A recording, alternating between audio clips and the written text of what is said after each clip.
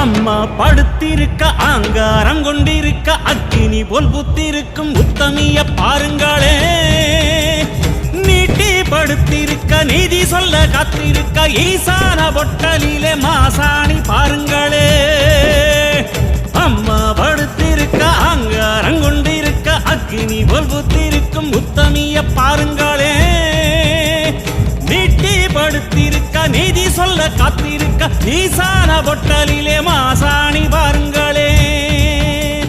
வம்பு வழக்கெல்லாம் துன்பம் கொடுக்கையில் மிளகா சாந்தரச்சி கேட்டாளே. நாம கலங்காம மாசாணி காத்தாளே.